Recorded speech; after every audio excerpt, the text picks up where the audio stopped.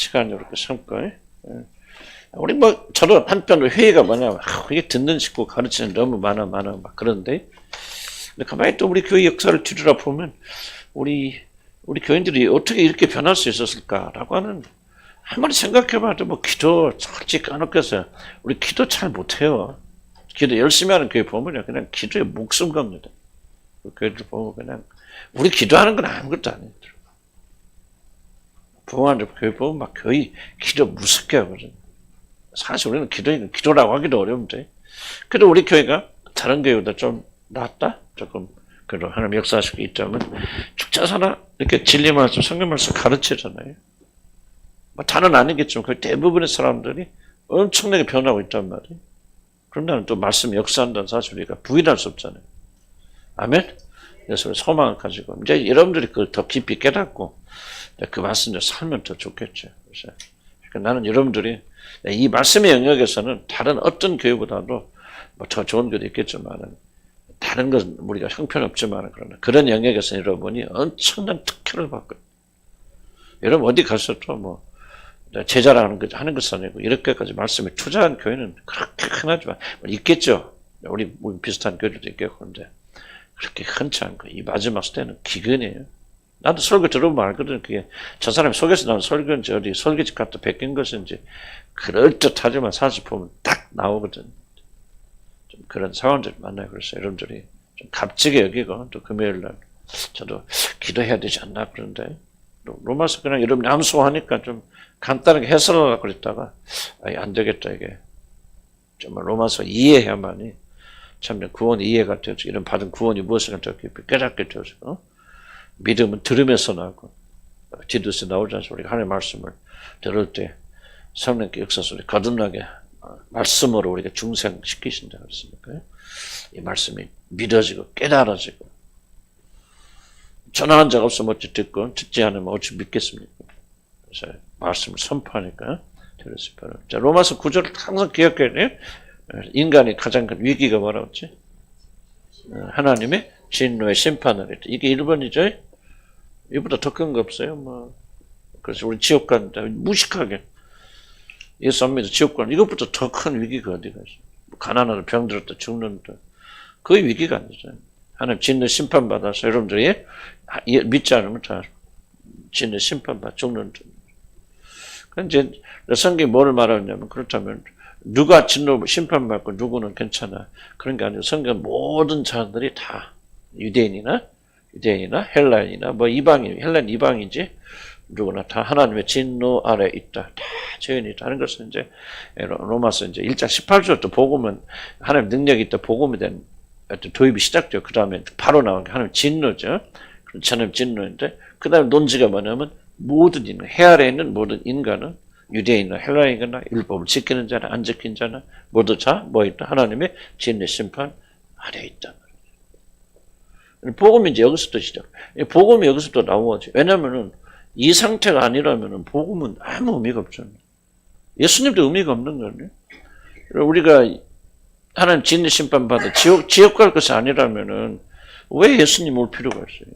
그래서 여러분 아담이 범죄하지 않았다면 예수님은 존재하냐? 예수님이란 분은 하나님의 성자로서 그런 영원전부터 존재하시는 그렇게 존재하겠지만은 마리아의 아들로서는 예수 그리스도는 존재할 필요가 없죠. 없어요. 땡 끝이에요. 역사 끝이고 여기 모일 필요도 없고 뭐 성경도 필요 없고 다 필요 없어요. 그냥 그게 하늘나라가 지금 범죄 안 했더라면 그래서 여러분 하늘나라에서 살았을 거예요 지금. 그러나 범죄에서 이렇게 됐기 때문에 그래서 이제 결론이 뭐냐면 여기서도 보고 그러면은 모든 사람들이 이렇게 진노 아래 있는데 그럼 어떻게 하나 바로 여기에 하나님의 의가 나타난다. 하나님의 의가 나타나서 이 모든 진노에 빠진 인간들을 구원하신단 말이죠. 하나님의 의가 나타나죠. 왜냐면 지금 죽을 위기에 처해 있어요. 아무런 자기 스스로 건질 수도 없어요. 구원받을 수도 없어요. 절대적으로 타락했어요. 부패했어요. 여기 완전히 소망이 없잖아요. 그러니까 하나님께서 그들을 건져 주시는 그러니까 인간의 문제는 뭐냐면 모든 인간이 하나님의 진노의 심판 아래 있다. 그러니까 인간의 소망이 뭐예요? 인간 소망을 그런 자들 버려두지 아니하시고 하나님께서 그들 이 진노에서 건져 주신다. 이게 이제 소망이죠. 복음의 시작이 여기 있죠. 하나님의 은혜의 사랑. 하나님께 그들을 긍휼히 여겨주셔서 진노와 심판받아 죽고 멸망받을 수밖에 없는 그들을 하나님이 건져주시는데 어떻게 건져주시나? 하나님의 의로움을 나타내셨어요. 하나님의 의가 뭐죠? 하나님의 의는 절대 누구도 의롭고 하나님 자신도 의롭고 또 뭐예요? 죄인된 우리들도 의롭게 되어요. 죄인도 용서가 되어지고 하나님도 의롭게 되어지는 가운데서 하나님의 의가 나타난다. 예, 기독교에서 말하는 의죠. 이게 안 되면 안 된단 말이죠. 하나님은 사랑이기 때문에 우리 모든 죄를 그냥 용서하셔서 죄져도 괜찮아. 내가 너를 사랑하니까 다 내가 너를 용서해주고 구원받아. 그러면 하나님은 사랑스러운 분이지만 무하지 않은 분이죠. 의롭지 못하신 분이죠. 그렇잖아요. 아니 의로운 분은 죄 있는 자를 죄 없다고 하는 것은 의로운 자의 불의한 자예요. 불의한 자예요. 나쁜 사람입니다. 그래서 만약 하나님께서 일방적으로 여러분의 죄를 용서하시고 죄 없다 그러면 하나님은 불의하신 분이 돼요. 그러니까 하나님은 의로운 분이 아니죠. 그래서 하나님도 의롭게 되고 죄인도 의롭게 되려면은 이제 뭐밖에 없어요? 이제 뒤에 다 설명 나오는 거지만 그 복음은 바로 예수 그리스도에게 이 우리 모든 죄를 다 담당시키시고 그 죄인이 아닌 분이 죄인이 되잖아요. 그 예수를 심판하셨어요. 심판하셨으니까 의롭아요, 의롭잖아요.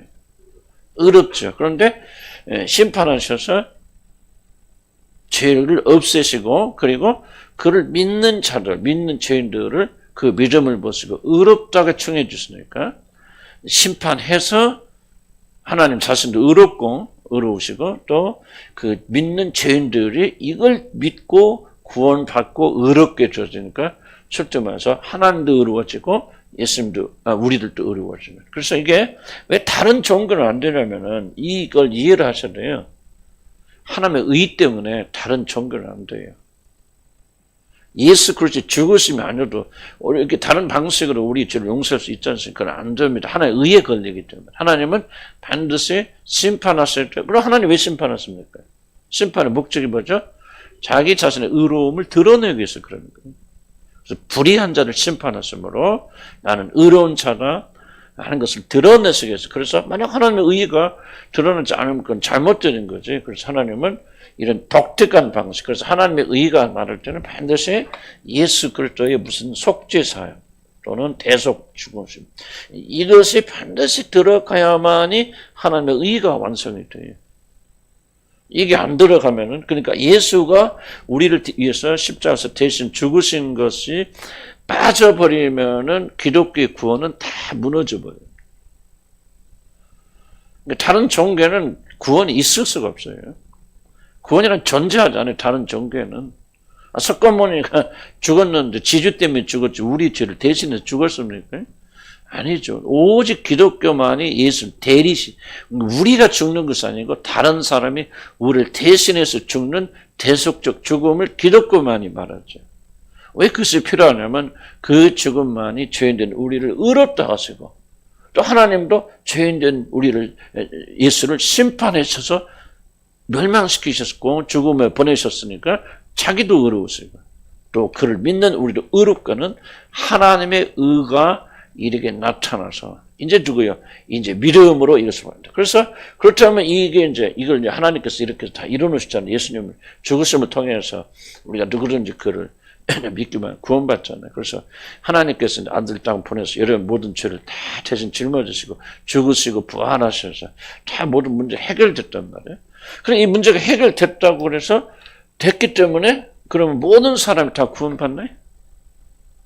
그렇게 되면 이제 이걸 주장하면 그걸 뭐라고 하지? 만인 구원설, 유니버설리즘이라고 하죠. 그래서 모든 종교에도 구원이 있고 모든 사람이 결국은 다 지옥 가지 않고 구원받게 되었습니다. 왜? 예수 그리스도가 뭐 한 사람만 죽에 모든 사람에서 다 죽으셨기 때문에 인간들은 그것을 믿든 안 믿든 다 그들은 구원받고 결국은 천국 가게 되어진다 하는 것이 바로 이게 이제 만인 구원설이에요. 그럴듯하죠. 그렇다고 그러면 좋겠지. 그럼 그 말이 맞는데 나는 오늘부터 목사 안 해요. 뭘 미쳤다고 그것이 목사하고 있고. 여러분 교회 무도로 나와요, 여러분들. 어차피 다 구원받는 것. 근데 이게 굉장히 많아요, 만인 구원설이요. 교회 안에 굉장히 많습니다. 그러니까 뭡니까? 이걸 믿으니까 자꾸 윤리 도덕화. 착하게 살아, 뭐하게 살아. 그런 거죠. 기독교에도, 불교도 있죠. 왜 조영기 목사 그런 말, 구원 있다 말합니까? 그게 만인 구원설을 믿기 때문에. 왜 빌리그램이 기독교 아닌 불교, 도교에도 다 구원이 있다. 그렇게 말한 줄 아세요? 만인 구원설을 믿기 때문에. 왜? 예수 그리스도 죽으시면 몇 사람만을 위한 죽음이 아니라 모든 자들을 위해서 다 죽은 죽음이다. 그러므로 결국은 모든 인간은 다 구원받게 될 것이다. 굉장히 그럴듯하죠. 그럴듯하고. 그래서 그렇게 이제 모든 종교는 다 동일하고, 심지어 종교가 없어도 나가서 막 그래서 무당치다고 굿하고 그래도 그 사람도 다 구원받게 된다. 참 그럴듯하죠. 마귀가 한 말이 그럴듯하지 않은 말이 있어요. 선악과 보니까 저거 먹으면 돼지가 생겼어. 그랬어요? 보니까 뭐였다고 그랬어요? 먹음직도 하고 보암직도 하고 탐스럽기도 하고. 보세요. 만인 구원설 얼마나 먹음직하고 보암직하고 탐스럽습니다. 그러니까 다 그런데 멀리잖아요. 그런데 오직 하나님의 의를 하나님께서 하나님을 이해하려면요, 1번이 하나님 사랑이시다는 게 아니라 나는 그렇게 생각해. 그건 잘못된 개념을 생각해. 1번의 하나님 개념, 나는 개인적으로 이렇게 하나님은 거룩하시다. 하나님 의로우신 분이죠. 이걸 제껴놓고 하나님 사랑이라고 그렇게 강조하는 겁니까? 사실은 이런 거 주장을 발부를 치는 거죠. 하나님 사랑은 의가 빼져버린 사랑 아니에요. 이건 분리할 수 없는 한 개념이에요. 그래서 하나님의 의로움을 이거를 항상 기억해야 돼요. 하나님 반드시 심판하십니다. 여러분 믿든 안 믿든 하나님 반드시 심판하시고 자기를 믿지 않는 자들 지옥에 보내시고 여러분 믿음이 진짜인지 가짜인지 반드시 심판하십니다. 지옥 있습니까? 있습니다. 예수님이 천국에 대해서 많이 말씀하셨을까? 지옥에 대해서 말씀하셨을까요? 지옥에 대해서 훨씬 많이 말씀하셨습니다. 지옥은 실체입니다. 지옥이 없는데 어디서 우리를 구원하러 옵니까? 지옥도 없는데 뭘 구원받아요? 한번 생각해 보세요. 예수님께서 얼마나 할 일이 없으면 사람이 되셔서 마리아 뱃속에 그런 십자가 죽으십니까? 지옥도 없는데? 지옥이 없다고 말하는 순간 기독교의 모든 건 다 무너집니다. 뭘 하면 굴릴 것도 없어요. 그냥 1 더하기 1은 2죠. 지옥이 없는데 왜 여기 앉아있어요? 어디 가려고? 좀 더 존대 가려고요? 나 존대 안 가요. 세상 재밌게 살지. 그러니까 이게요, 진리대로 믿지 않으면요, 엉망진창 되어버려요. 그래서 우리가, 우리 교회에서 1번을 제일 중요한 게 뭐라고 그랬어요? 이거 대답 못하면 다 간첩들이, 신천지들입니다. 뭐예요? 1번 중요한 게 성경의 절대적 권위. 따라서 성경의 절대적 권위.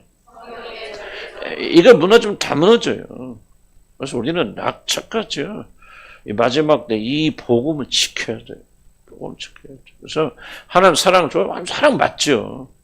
근데 하나님 사랑을 왜 사랑합니까? 우리 지옥 가니까 긍휼히 여겨주셔서 지옥 갈 우리들을 건지시기 위해서 아들까지 보내주신 것이 사랑이죠. 그러니까 하나님 의로우심과 사랑이 같이 한 건 만들고요. 하나님을 말할 때 심판을 빼버리면 그 기독교를 완전히 무너버리는 거예요. 여러분 지옥 안 믿고요. 심판 안 믿으면 여러분 믿음 생활할 수가 없어요. 지옥이 없는데 왜 주님 믿고 지옥이 없는데 왜 하나님 믿습니까? 왜 여기 오늘 저녁에 여기 완전 있어요? 마음이 위로받기 위해서?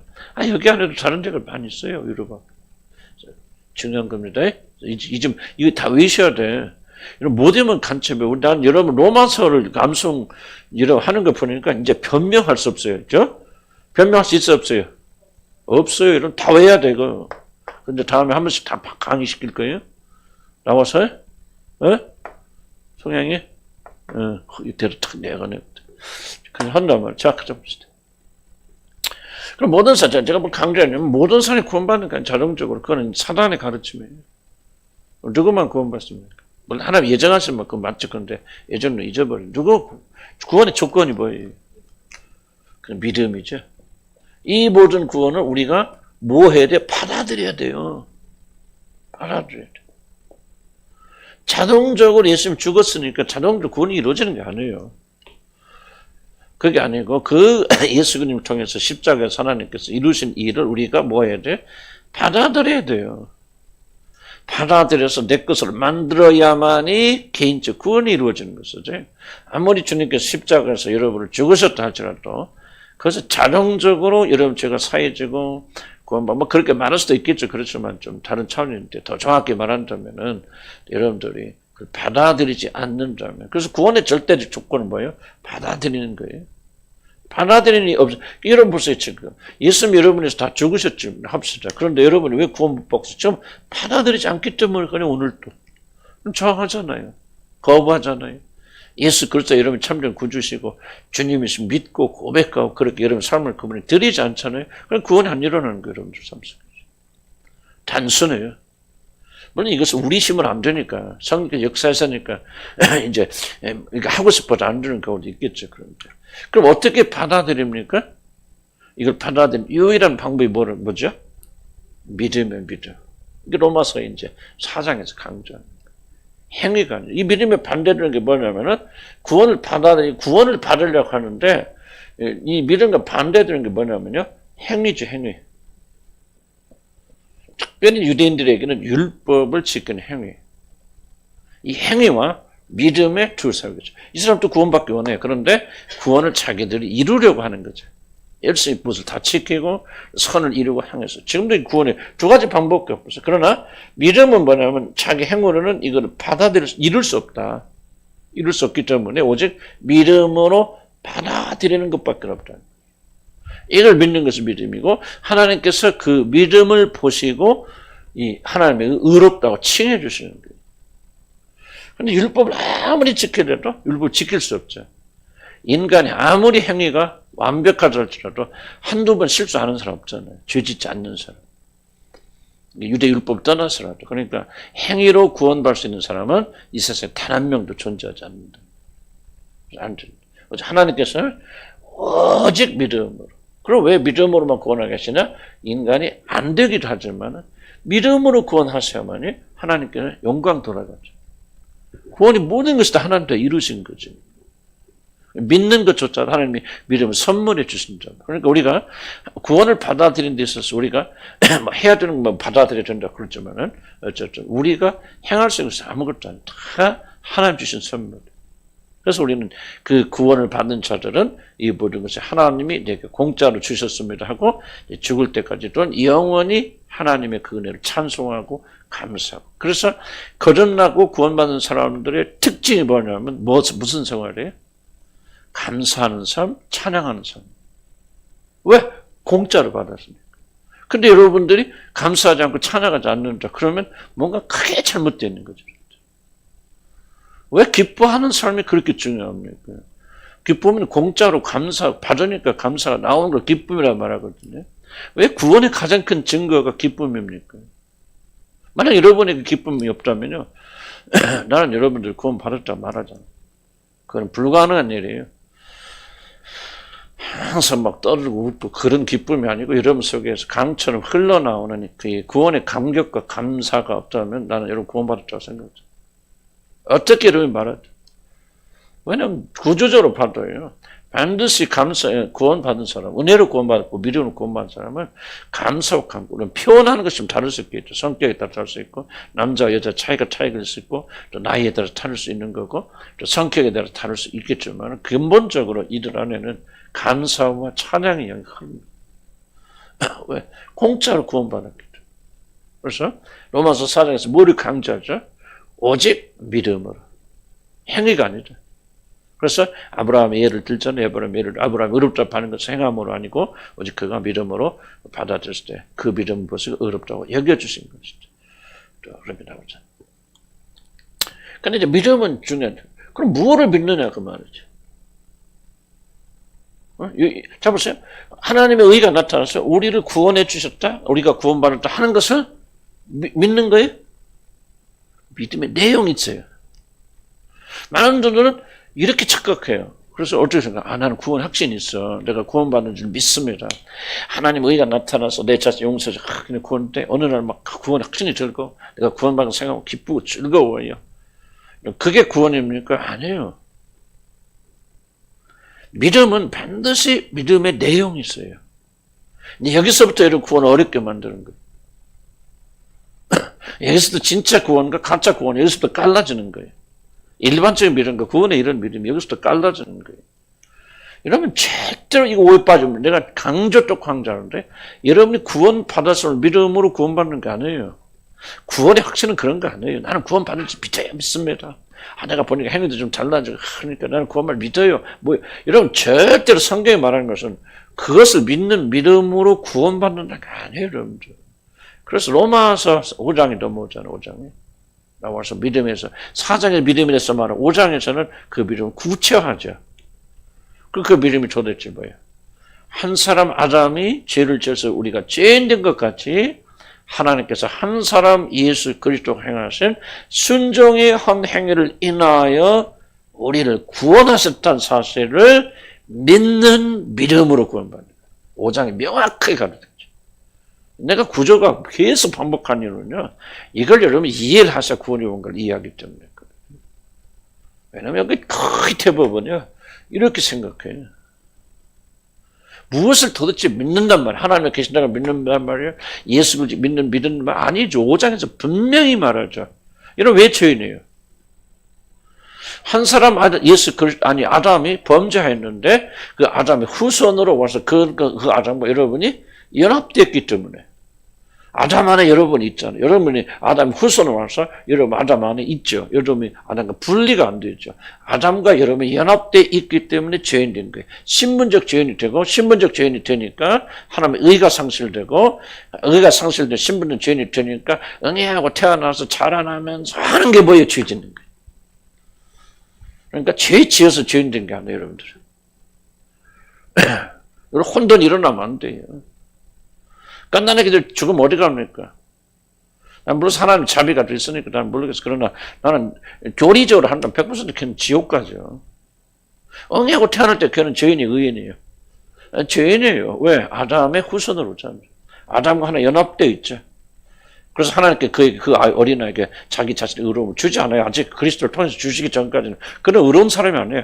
응애하고 깐난하게 태어나면 지옥 갑니다. 난 몰라서 내가 지옥 간다 이렇게 말하면 못하는 것은 내가 안 가봤잖아요. 또 하나님께서 막 자비가 있어서 우리를 구원하시든지 그 어린 새끼들 불쌍히 있어서 하늘나라 갑니다. 난 모르지 그거는. 거기까지는. 그렇지만은 교리가 분명히 말한 것을 우리가 타협하면 안 되죠.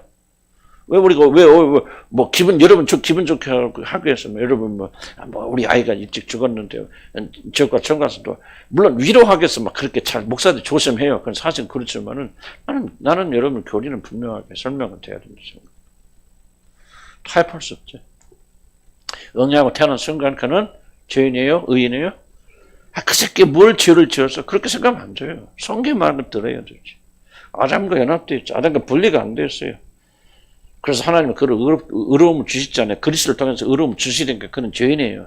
죄인이 있기 때문에 자라나면서 죄만 지니까 그 애들 얼마나 무섭습니까? 나 이번에 살인사건 났잖아요. 젊은 20몇 살 사람이 이렇게 책을 보고 그걸 보다가 사람 죽이는 책들을 많이 봤대.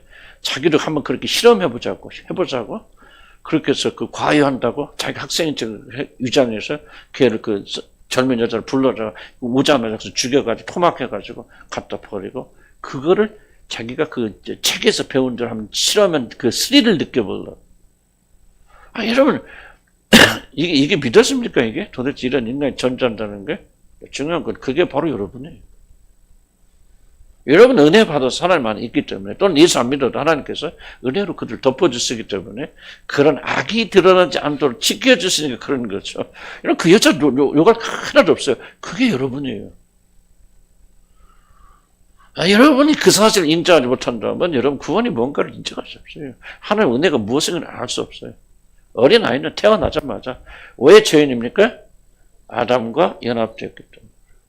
그럼 우리는 성경이 말하는 그런 도대체 구원의 방식이 무엇입니까? 구원의 방식은 딱 하나죠. 뭐밖에 없어요? 예수 그리스도 우리가 연합하여서 바로 우리가 아담과 연합해서 죄인된 것처럼 우리가 예수 그리스도 연합하여서 그분과 하나가 되주면 그분이 죽을 때 우리도 죽고 그분이 살아날 때 우리도 부활하여서 예수 그리스도의 모든 의로움을 우리에게 선물하신단 말이지. 누구든지 예수의 죽으심과 부활하심을 믿는 자들은 그의 죄가 용서받고 새로운 존재로 태어나게 된다는 사실을 믿으면 이게 믿음이 돼요. 5장에서 그 믿음을 보시고 구원하신다. 여러분, 이게 아니고. 나 교회 다녔어. 구원의 확신 있어. 구원 받은 것 같아. 옛날에 비해서 난 좀 착한 사람이 나쁜 짓도 안 하고 착하게 살라고. 그건 양심적이 되어진 것이지 구원 받은 게 아니에요. 많은 분들이 구원의 결과를 그렇게 들 수도 있지만은요, 그것과 구원은 다르죠. 구원을 받으면 반드시 믿어야 돼요. 그럼 무엇을 믿어야 되냐? 지금 5장에서 말하는, 로마서 5장에서 말하는 이 내용. 한 사람 예수 그리스도가 우리를 대신하여서 죽으시고, 죽었을 때 우리의 모든 죄를 다 담당해서 십자가에 죽으셔서 그 죄를 청산하셨고, 그리고 죽었을 때 영으로 새롭게 부활하시고, 그리고 하늘에 오르실 때 우리 함께 오르심으로 우리를 의롭다 하시고, 그리고 이제 예수 그리스도가 그 일을 통해서 성취하신 모든 의로움을 믿는 자들에게 선물하신다는 사실을 믿으면 구원받는다. 그 성경의 말, 그 압축한 거죠. 그러니까 마음으로 믿고, 믿어서 의에 이르고, 입으로 시인하여 구원을 받느니라. 아니, 뭐, 자, 그때 뭐를 믿는다는 거예요? 그 앞에 절이는 거죠. 즉은 예수를 하나님께서 다시 살리신 것을 믿으면 구원을 받아요. 믿으면 내용이 있는 거예요, 내용이. 이걸 로마서 강조하는 거예요, 여러분들. 여러분, 아무리 여러분이 구원받았다고 이러면 체험이 있다, 나는 구원의 확신이 있다, 막 환상마다 꿈에서 예수님을 보았다, 기도할 때마다 눈물이 흐르고 막 감정이 있다, 별것을 다 들어도요, 여러분 구원받는 한 조건 딱 하나예요. 믿음이에요, 믿음. 이 믿음을 가질 때 여러분이 어떻게 되냐면 예수 그리스도와 연합하게 돼요. 아담과 연합하듯이. 어떻게? 우리 신비하게 모르죠. 그러나 이 믿음을 가질 때, 물론 이 믿음은 여러분 임의로 가질 수 없어요. 이게 이제 어려운 부분이 하나님께서 택하시고 예정하신 사람에게만 이 믿음을 때가 되어서 부어주신다. 이 믿음이 오게 되면 다른 게 믿어지는 게 아니에요. 내가 죄인이구나. 아담과 연합한 죄인된 자구나. 비록 내가 착하고 죄 한 번도 안 짓고 살지 몰랐지만은 나는 죽어 마땅한 죄인 중에 괴수구나. 사도 바울 보세요. 율법에 의로는 내가 흠이 없는 자로다. 윤리적 도덕적인 선수는요, 사도 바울이요, 하나도 흔적뿐이 없는 사람이요. 그 사람 율법적인 차원에서 완벽하고 완전한 사람이요. 하늘나라 시민이요. 근데 뭐라고 말해요? 나는 죄인 중에 괴수였다. 그렇게 말해요. 그걸 받아들이고, 예수 그리스도를 나의 구주를 받아들이고 연합하게 되어지면, 이제 그 연합함으로 우리가 뭐요? 이제 그래서 믿음은 그런 내용이 있다는 거 기억하셔야 돼요. 내용이 뭐 한마디로 말하면 이거 두 가지입니다. 크게 예수 그리스도가 누구신가, 그렇죠. 옆집 아저씨가 나를 위해서 죽었고 십자가 못 박혀 죽었다, 그걸 믿으면 구원받는 게 아니죠. 예수 그리스도가 일하신 분이시기 때문에 그분의 죽으심이 여러분 구원하는 거죠.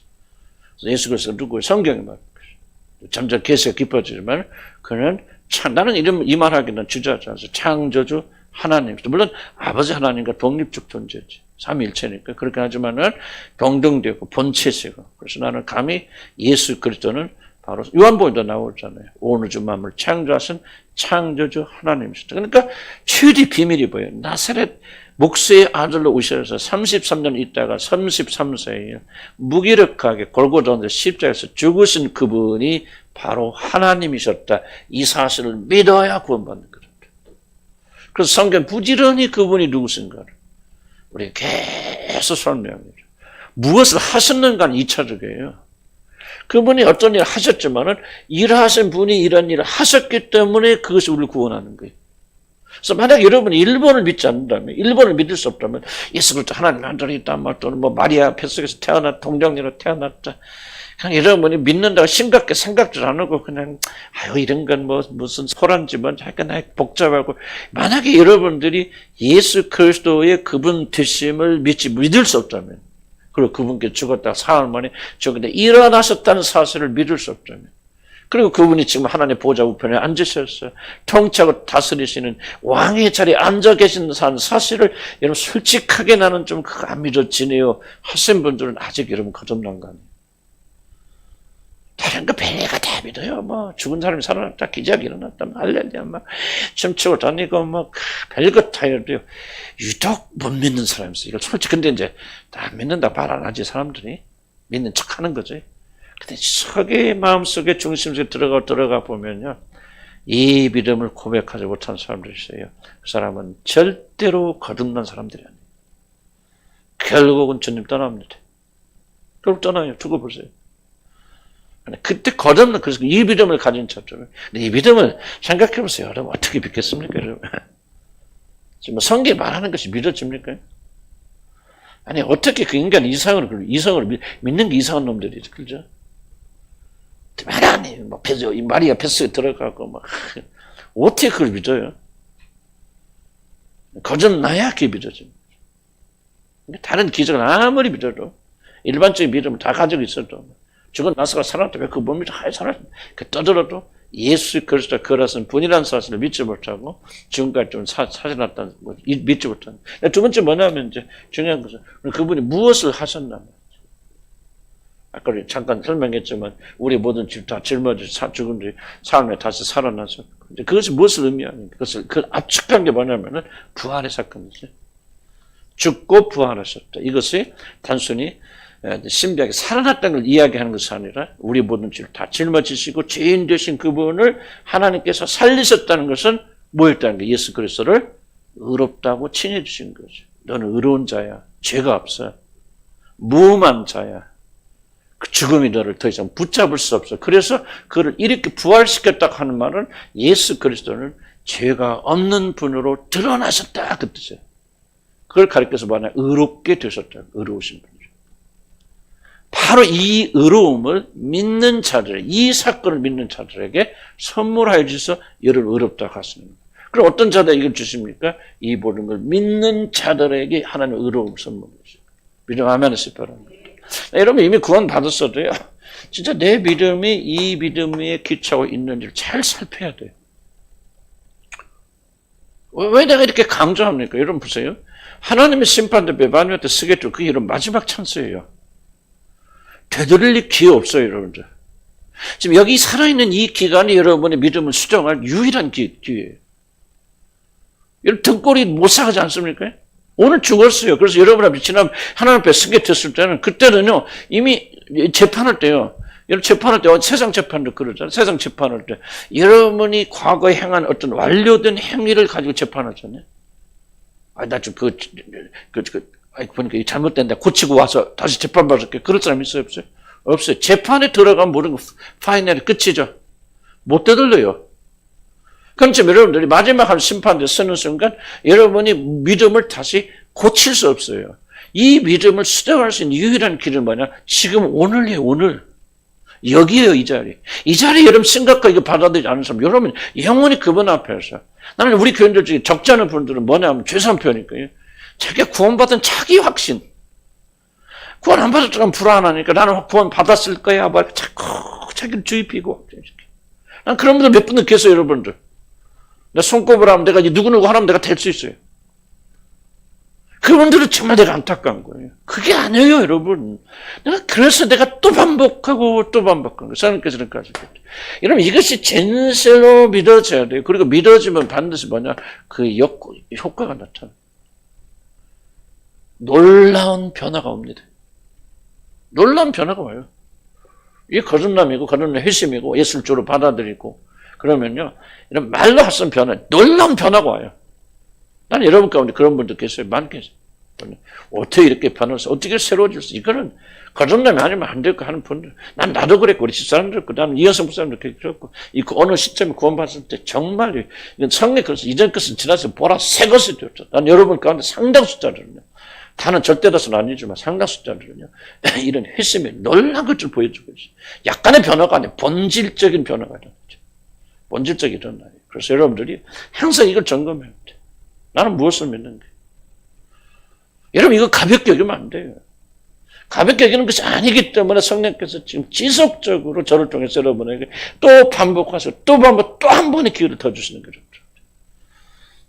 여러분 다른 것들이 구원받는 거예요. 교회 다니면서 열심히 교회 다니고 헌신하고 뭐 다니고 막 여러분 스스로 속지 마시기 바랍니다. 구원은 이런 방법 오직 믿음. 뭘 믿어? 믿으면 내용에서 내용.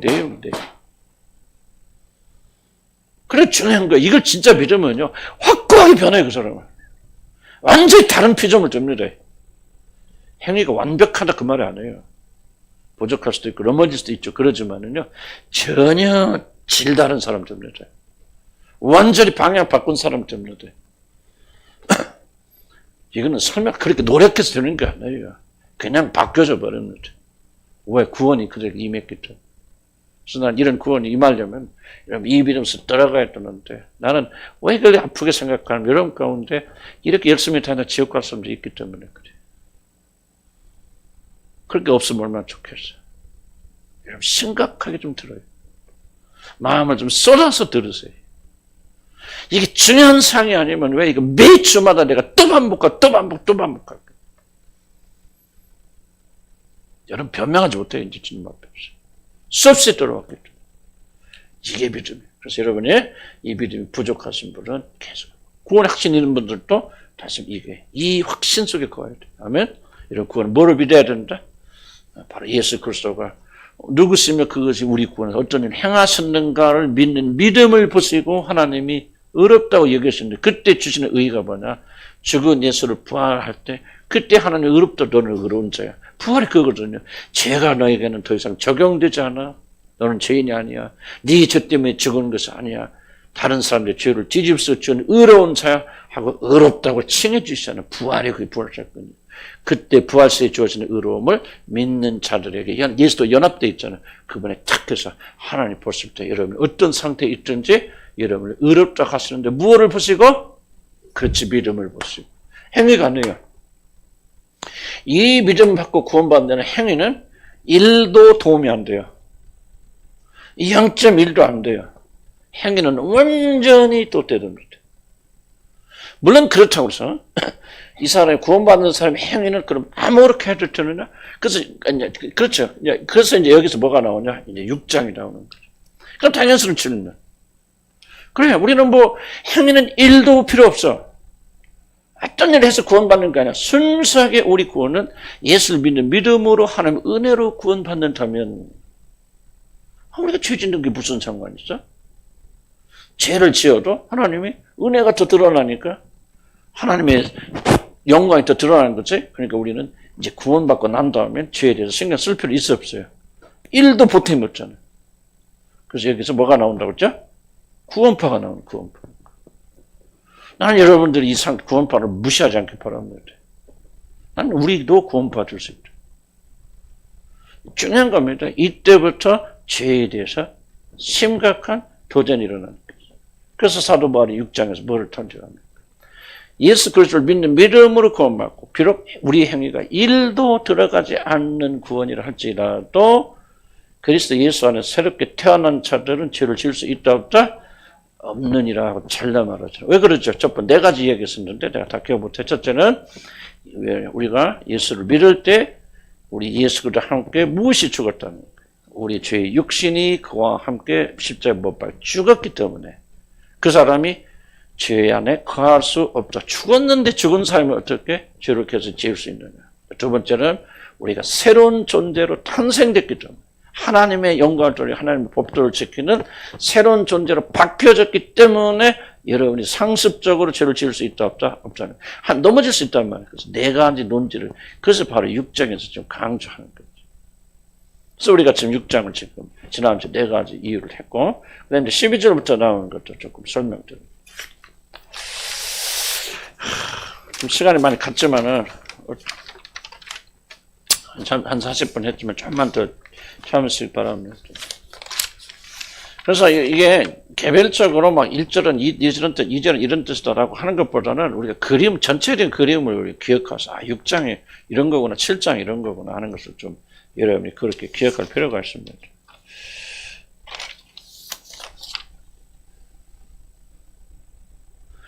그 다음에 이제 관계인대로. 그래서 처음 아까 설명드렸지만, 강조하는 게 뭐냐면, 그럼 왜 죄와 우리의 관계가 이제, 그럼 어떻게 되는 거다? 자, 우리가 구원받는데 죄는 하나라도 영향을 줘야 안 줍니까?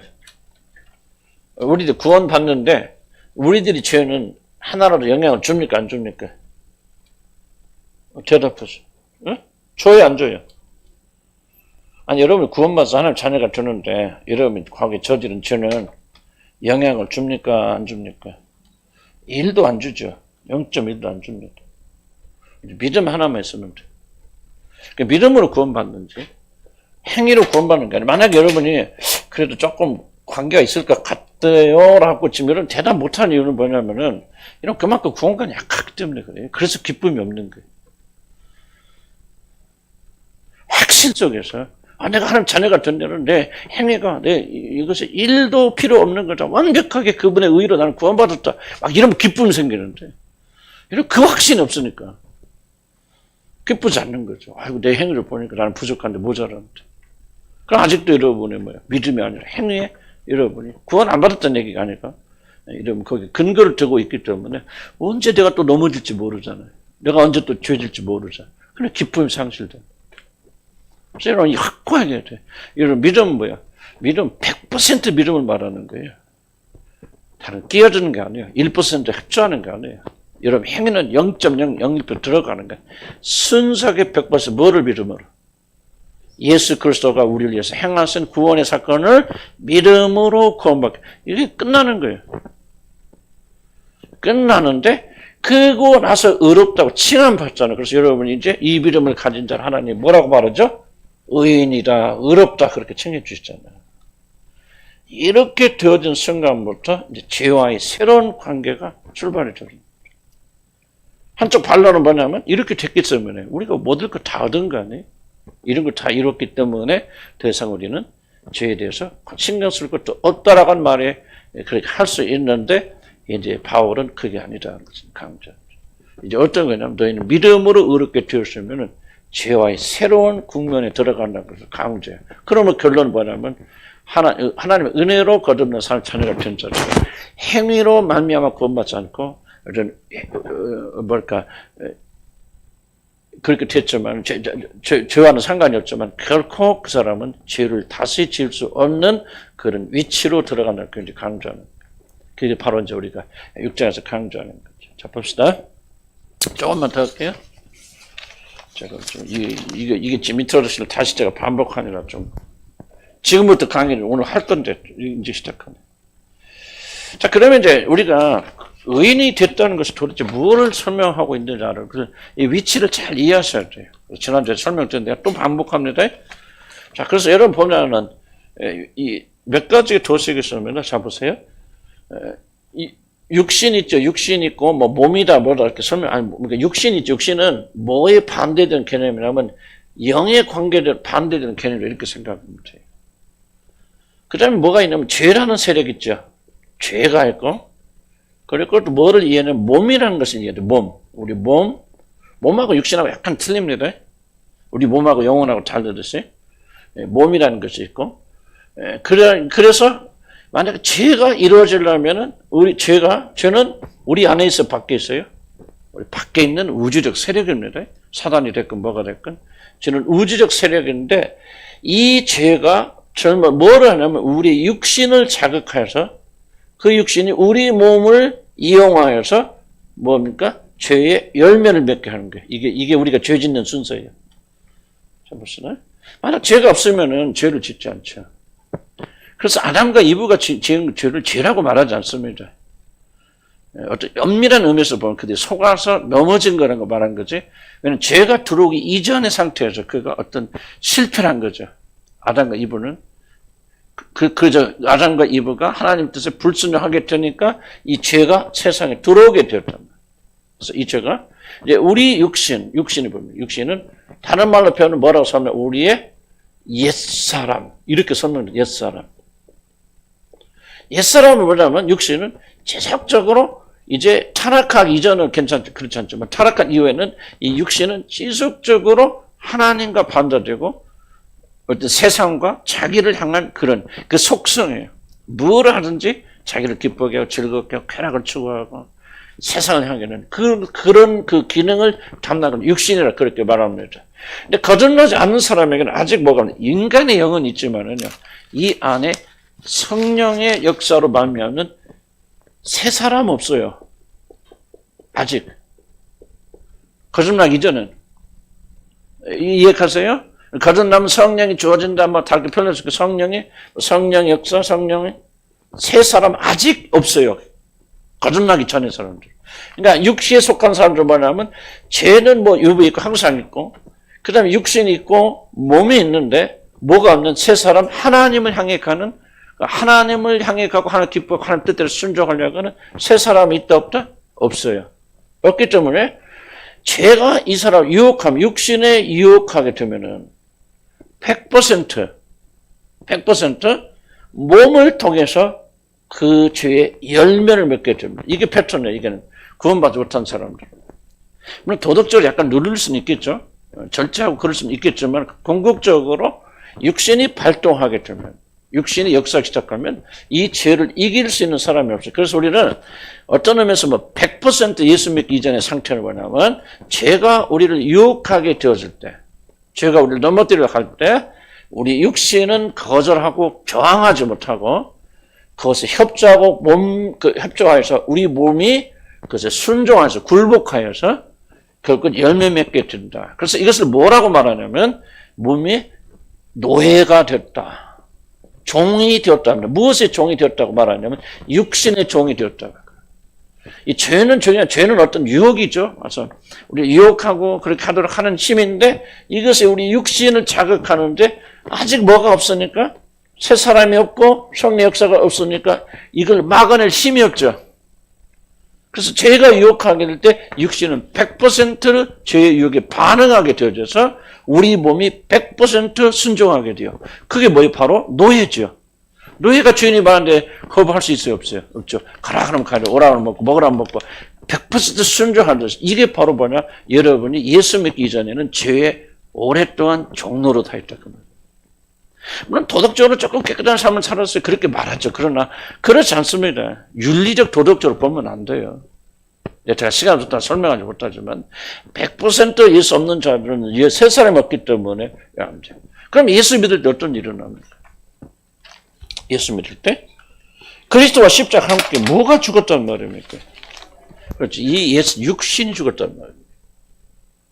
육신이 죽었단 말은 아예 없다라는 말은 표현은 아니겠죠. 그러나 육신이 더 이상 옛날식으로 반응하는 그런 상태가 십자가 못 박혀 죽었다.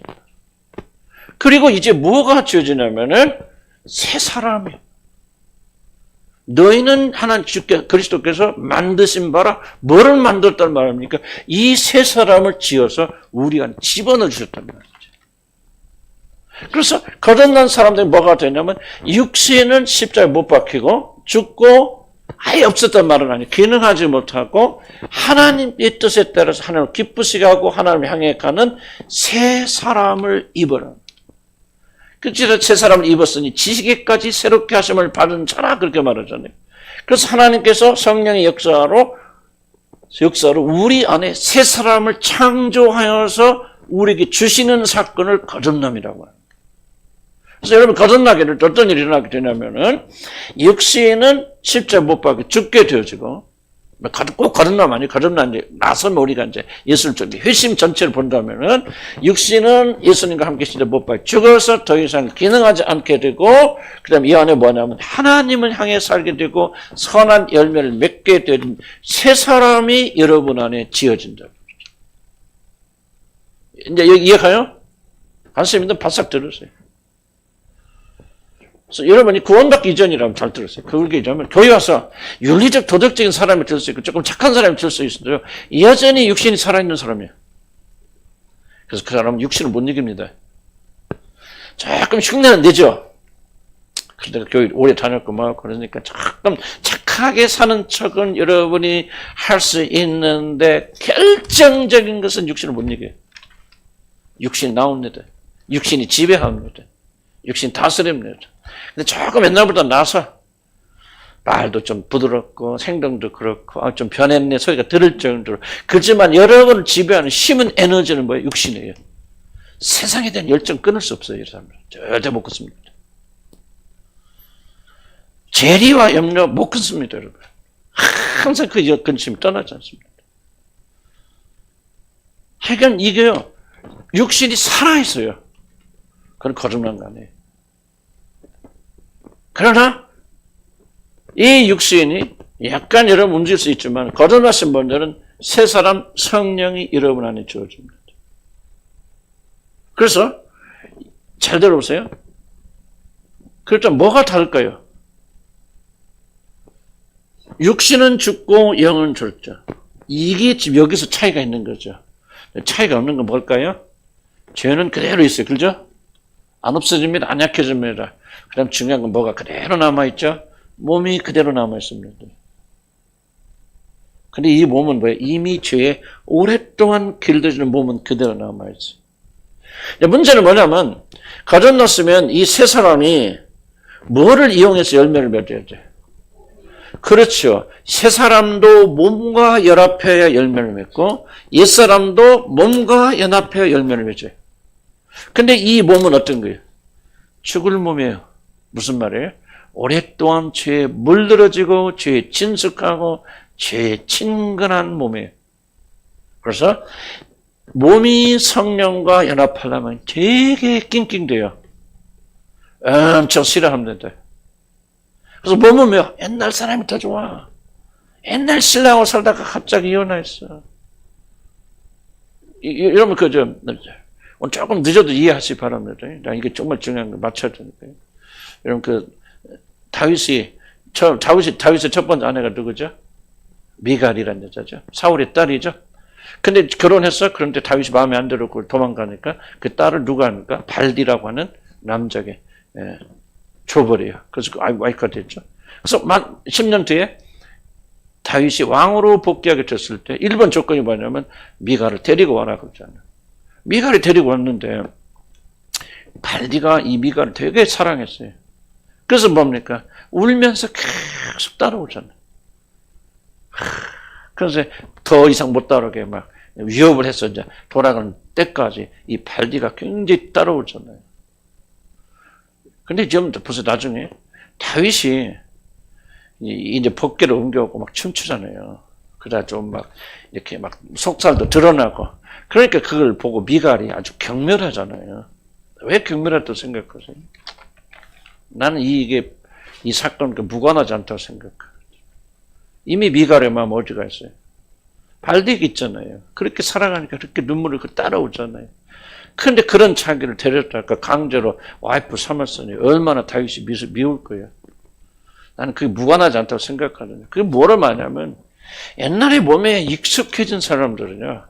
새 사람이 되어졌어도 새 사람이 열매가 굉장히 어려워요. 그래서 죄가 그래서 그리스도인들이 죄를 짓지 않으면 무엇을 해야 되나 이걸 계속 강조하고 있냐면 두 가지를 해야 돼요. 첫 번째는 여기 중요한 얘기입니다. 이 육신이 이미 죽은 것으로 받아들여야 됩니다. 죽었지만 죽은 자를 여겨야 돼요.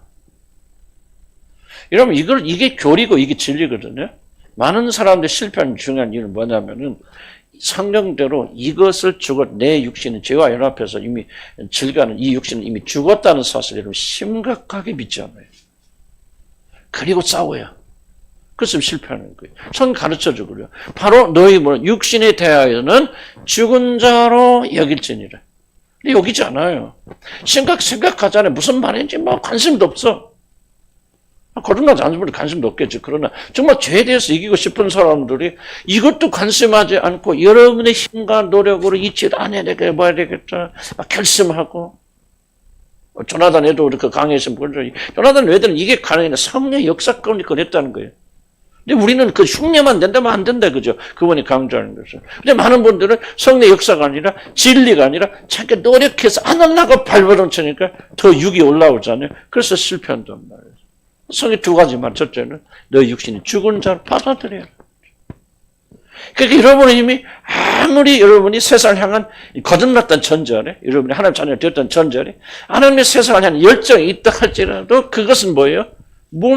옛날에 몸에 익숙한 몸이 그렇게 하는 것이지 나의 진짜 그런 성향은 죽었다 안 죽었다? 죽었다는 사실을 믿어야 돼요, 여러분들. 내가 예수님의 구조를 받아들일 때 뭐가 죽었단 말이냐? 세상을 향한 열정과 열망과 이런 것들이 아무리 올라온다 할지라도 속지 말라 그 말이죠. 실제는 뭐가냐? 그건 죽었단 말이야. 가지 보세요. 항상 가지 끊어내잖아요. 오랫동안 살아있잖아요. 근데 이걸 여러분 뭐예요? 이거 죽은 것으로 여기라 그 말이에요. 죽었어. 그러니까 조금 있다 사라져. 나도 예수 믿고 성적인 그런 벌을 그런 어떻게 설명하기 어렵겠는데 그것을 가지고 있었는데 이야 정말 그것 때문에 나는 엄청나게 갈등하고 고민했단 말이에요. 그런데 어느 날 보니까 이게 사라지더라고. 그래서 내가 이걸 깨달은 게 우리 안에 어떤 분노도 있고 그런 성적인 잘못된 관습도 있을 것이고 상상도 있을 것이 무엇이 됐든지 간에 여러분이 진짜 거듭났다면 반드시 뭐예요? 소멸됩니다. 이걸 여러분 믿으라 그 말이야. 아무리 성질이 더럽고 괴팍하고 여러분들 문제가 있어서 나는 소망이 없어. 그러더라도 여러분 그것을 바라보지 말고 진리를 바라봐서 여러분 진짜 거듭나고 그리스도 예수 안에 있다고 여러분 새로운 피조물이 되었다면 그게 되었다면 성경이 뭐라고 말합니까? 이미 죽은 거야. 죽었어 떨어졌다 그 말이야. 그러니까 이게 뭐예요? 반드시 소멸하게 되어 있어요. 만약 여러분 안에서 여러분이 거듭났는데 한 자녀가 됐는데도 여러분 안에서 소멸되지 않는다. 절대로 이게 옛날에 믿기 전에 이런 거랑 막 여전히 음란해 막 더 음란한 말 더 강해져. 그거 거듭난 거 아니에요, 여러분들. 여전히 분노하고 막 여전히 세상적이고 막 그리고 더 심해져. 그거 거듭난 거 아니에요. 속지 말아야 돼요. 반드시 약해집니다. 시간은 걸리지. 마치 살아있는 것처럼. 근데 왜 이 살아있는 것을 여기면 안 되냐면은 많은 분들이 거듭나고도 자기 안에서 활발하게 움직이는 것을 보면서 뭐라면 이 패턴이 지금 있다고 믿어요. 그러면 옛날로 다시 돌아간단 말이에요. 죄를 이길 수가 없어요. 그래서 우리는 뭐가 필요하냐? 자기 눈에 보이는 것이 필요한 것이 아니라 진리를 믿는 믿음을 가지고 이 육신을 죽은 것을 받아들여야 된단 말이에요. 이 믿음을 가지라 그 말. 그래서 선포하고 선언하고 믿고 하나님 그래서 나는 주님과 함께 죽었으면 아직도 나를 괴롭히는 악한 관습이 있고 습관이 있고 버릇이 있지만은 그러나 이것은 이미 죽은 것입니다. 이것이 여러분 안에 남은 죄를 다루는 유일한 방법이라 첫 번째 비결이라는 거죠. 이걸 여러분이 하지 않으면 여러분 육으로 싸우죠. 여러분 육으로 어떻게 이기냐 그 말. 이미 죽은 건데 안 죽었네 아직도 살아있네. 나는 이건 안 되나 봐. 그런 생각 안 합니까 여러분? 이거는 내가 거듭나고 하는 자녀가 됐어도 이거는 내 해결이 안 되는가 봐. 이래서 많은 사람들이 다 실패하거든요. 그 생각 바꾸라 그 말이. 죽었다 그 말이에요 여러분. 안 되는 거 없단 말이에요. 거듭나면 그렇게 약한 거 아니라 그 말이에요. 여러분이 어떤 습관과 어떤 잘못을 가지고 있고 어떤 성질이 그렇고 아무리 세상을 사랑해도 예수님이 진짜 거듭난 사람 자녀가 됐다면 하루아침에 여러분 없어지는 거 아닙니다. 이걸 부지런히 믿고 여러분 실습해서 그래서 나는 세상에 죽었다 말 매번 자기가 세상에다 십자가 못 박으라 그 말이에요. 그걸 믿으라 그 말이에요. 그러면 여러분에서 그 죄의 세력이 점점 억세하지 못하는데 이것을 살아있는 것으로 받아들이려면 이걸 이길 창사는 아무도 없어요. 이미 예수님을 믿을 때 예수님과 함께 십자가 못 박아 죽었단 말이에요. 두 번째는 이걸 믿으라는 거예요. 두 번째는 그럼 죽은 사람 죽은 게 끝내 우리는 뭐야? 다시 주님과 함께 연합해 살아났죠. 어떤 자로 살아났다는 거예요. 바로 예수 그리스도 연합하여서 성령의 거룩한 열매를 맺을 수 있는 그런 사람 하나님에 대해서 사는 자로 우리가 부활했던 사실을 믿어야 된다는 거죠. 그리고 그 믿음으로 가야 되고 믿음을 행해야 된다 그 말이에요. 그렇지 않으면 여러분 결코 죄에 이르고 이길 수가 없어요. 왜 근데 잡으세요? 왜 이걸 강조하는지 보세요. 성에 나오죠. 제가 간단히 설명드릴게요. 왜 이걸 또 강조하느냐? 만약 여기서부터 이걸 깨닫지부터 죄에서 승리하지 못하면 뭐가 일어나냐? 다시 너희들이 죄의 종이 된다. 까놓고 얘기하면 우리가 거듭나고 구원받아서 죄의 종이 되어서 그 죄에서 헤어나지 못하면 여러분은 영생, 생명은 사라져버려요. 지옥 간다 그런 뜻이 아닐 수도 있겠지만 여러분 그 생명을 누리지 못해요. 얼마나 많은 사람들이 거듭나고 하는 자녀가 되었음에도 불구하고 여전히 그 생명, 영생을 누리지 못한 자들이 얼마나 많습니까? 이 죄를 우리가 제대로 다루지 않기 때문에 죄와 더불어 싸우지 않기 때문에 하나님 생명을 주시는데 그 생명을 누리지 못해요. 다시 죄의 종이 되어졌어요. 그래서 구원은 뭐 옛날에 희미한 기억. 나 구원 받았나? 그때는 내가 울고 감격 속에 살았었지? 난 구원 받은 거 틀림없어. 하지만 여전히 죄의 노예 상태가 있다. 그럼 뭐냐? 너에게는 생명이 없다. 너는 생명을 누릴 수 없다. 난 여러분들 둘 중에 하나입니다. 여러분 교회 다니지만은 생명을 누리지 못하고 죄의 종로를 탔어요. 걱정과 근심과 물질과 보면 계속 종로를 타고 있잖아요. 자유합니까? 간혹 대답이 없어요. 그런 상태에서 여러분 자유합니까? 계속 종로를 타고 있잖아요. 걱정과 근심과 뭐 어떻게 될까? 죽을까? 살까? 망할까? 뭐할까? 나는 어떤 영역에서는 이게 내가 그래서 다시 관심 갖는 거지. 이게 뭐야 이게 도대체 그 믿는 사람이 주의 종이 왜 이런 면에서 이 종로를 타고 있는 거예요. 여러분 내가 볼 때 이제 어느 분들은 보면요 이 노예 상태에서 못 벗어나요. 어떻게 보면 저 사람 믿는 사람이지. 안 믿는 사람.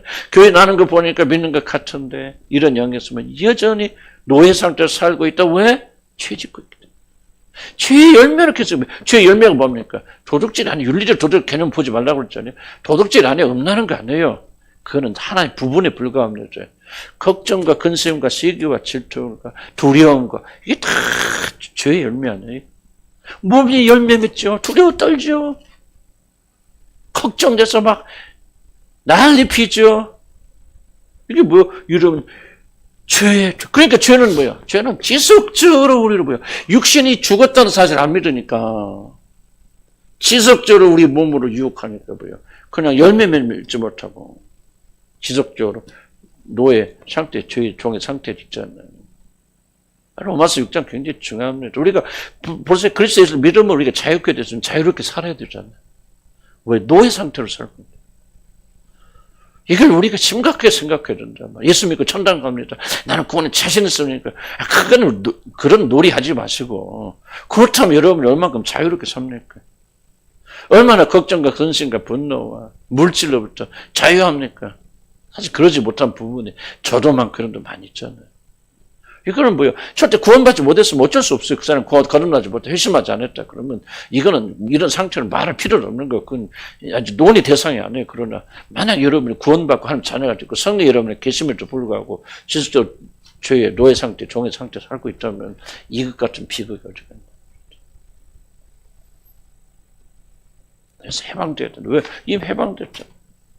구원 받으신 분들은 구원 확신 있고 성령 여러분 안에 계신 분들은 이미 여러분은 죽은 자로 뭐 해야 돼? 여기고 받아들여야 돼. 육신에 올라갈 때는 죽었던 세상 사람 마음에 난 세상에 죽은 사람이야. 그 믿으라 그 말이지. 그거 왜 이길 수는 세상에 막 욕심이 올랐는데 욕심 안 해야지. 안 되란 말이야. 지속적으로 선포하란 말이지. 나는 세상에 죽었어. 나는 더 이상 이런 것에 관심 가지는 그런 사람이 아니야. 나는 이제 성령의 새로운 열매 맺어서 몸으로서 결합해서 열매 맺어서 하나님을 영원하게 하고 그런 사람을 변화되어서 내가 누구인가를 뭐 하는 거예요? 항상 기억하라 그 말이죠. 여러분 이게 승리의 비결이에요. 하려고 안 하려고 발버둥 치지 말고 1단계는 뭐냐? 내가 그리스도 예수는 누구인 자? 이미 죽은 자예요. 그리고 하나님에 대해서는 산 자라. 그런 믿음을 가질 때 우리 안에 계셔 성령께서 우리 안에 역사하셔서 선한 열매를 맺게 나가신다고 말이에요. 아멘. 그래서 이게 죄에 대해서 우리는 극복해야 된다. 다시는 죄의 종이 되지 말란 말이에요. 거듭나고 하는 자녀가 되었다면 죄 지을 수 있다 없다? 없다. 죄에 대해서 죽었다. 그리고 다시는 우리가 죄 지어서 노예 상태로 들어가면 안 된다 그 말이에요. 지금 노예 상태 있잖아요 여러분들. 어찌 아니라고 그렇게 말할 수 있습니까? 매일 집에서 싸우죠, 다투죠, 맞아.